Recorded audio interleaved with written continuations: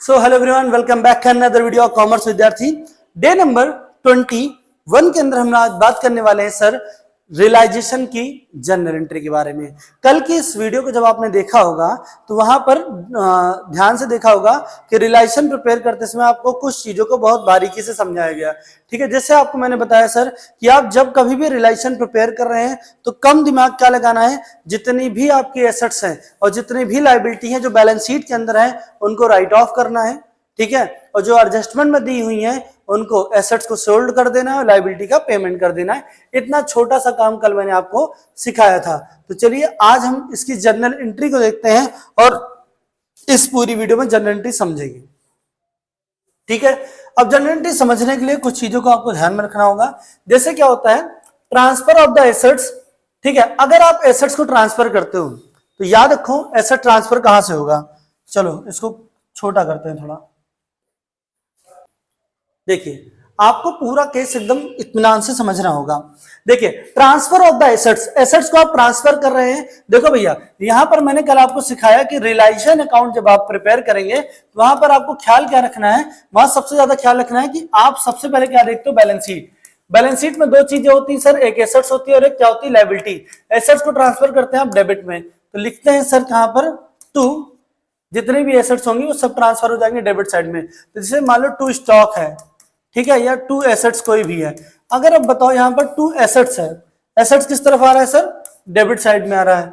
और रियलाइजेशन है, अकाउंट है, अकाउंट से जनरल में कन्वर्ट करते हैं। तो मैंने आपको बोला जो चीज डेबिट है वो क्या हो जाती है, क्रेडिट, और जो क्रेडिट है वो क्या हो जाता है सर, डेबिट हो जाता है। मतलब आपको यहाँ पर क्या ध्यान रखना है कि रियलाइजेशन अकाउंट में एसेट्स कहां पर आ रहा है, डेबिट साइड। एंट्री में कहां जाएगा, एसेट्स क्रेडिट। तो एंट्री क्या बनेगी, realisation account debit to assets. क्यों, क्योंकि आपको पता है अकाउंट में एसेट्स कहां है, डेबिट साइड है। और अकाउंट से जब जनरल आएगा तो एसेट्स क्या हो जाएगा, टू एसेट्स, और ऊपर कौन सा अकाउंट बैठा हुआ, क्या नाम है, रियलाइजेशन। ठीक है, तो कभी भी ट्रांसफर ऑफ द एसेट्स होगा तो हम क्या एंट्री लिखने वाले हैं sir, realisation account debit to asset लिखने वाले हैं।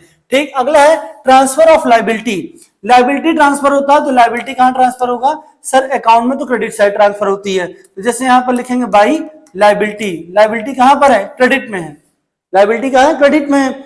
अब अकाउंट में ट्रांसफर करेंगे, लायबिलिटी कहां आएगा, डेबिट में। तो यहां लिखा गया liabilities account debit to, common कौन है, रियलाइजेशन। तो क्या लिखेंगे, टू रियलाइजेशन अकाउंट। ठीक है, तो याद रखना जो कल मैंने आपको समझाया था उसी पे हम अभी भी काम कर रहे हैं। ठीक है, एसेट्स ट्रांसफर होता है डेबिट साइड, लायबिलिटीज ट्रांसफर होती है अकाउंट में क्रेडिट साइड। लेकिन एंट्री के टाइम में दोनों उल्टे हो जाएंगे, एसेट्स चला जाएगा क्रेडिट में, लायबिलिटी चलाएगा डेबिट में।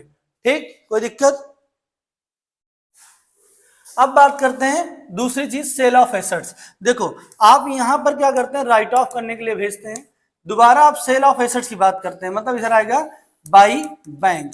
जब कभी भी आप एसेट्स को बेचते हो तो वो क्रेडिट साइड आके बैठ जाता है। कहां आ जाता है, क्रेडिट साइड। सिंपल सी बात है, अगर मैं बात करूं एसेट्स मेरा कहां आ रहा है, क्रेडिट साइड आ रहा है, तो यहां पर क्या होगा, क्रेडिट में आएगा। एंट्री में कहां चला जाएगा, डेबिट। तो यहां पर लिखेंगे कैश या bank account debit to realisation. कभी कभी एसेट्स का नाम भी लिखना पड़ सकता है, stock account debit to realisation, या हो सकता है कि मतलब जो भी debtor account debit to realisation. तो वहां पर सेलिंग प्राइस दिखाएंगे, वैल्यू कौन सी यूज करेंगे सर, सेलिंग प्राइस की यूज करेंगे। ठीक, यहां पर है assets taken over by the partner. अब देखो कोई पार्टनर है वो एसेट्स को टेकन ओवर कर ले रहा है, मतलब ले ले रहा है। जब कभी भी सोल्ड होगा या कोई पार्टनर एसेट्स को टेकन ओवर करेगा, दोनों ही चीजें रियलाइजेशन के क्रेडिट्स में जाएंगे। क्यों, क्योंकि बेचने पर भी और किसी के पार्टनर लेने पर भी वो किस तरफ जाती है, क्रेडिट साइड जाती है। ठीक है, तो यहाँ पर पार्टनर का नाम लिखा जाए, जैसे मान लो टी ने ले लिया तो लिखेंगे T's capital account debit to realisation. क्यों, क्योंकि टी हमारा कहां, क्रेडिट में, एंट्री में कहां आ जाएगा, डेबिट में, इसलिए लिखा partners capital account debit to realisation. ठीक है, एंट्री 4 नंबर की आने वाली है, इसके लिए तैयार रहिए आप।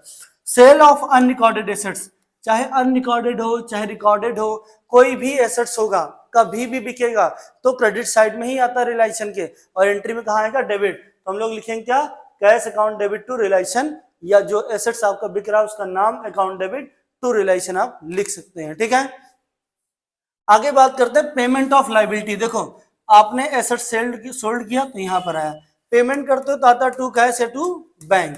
ठीक है, किस तरफ आता है, डेबिट साइड। एंट्री में कहां बैठ जाएगा, क्रेडिट।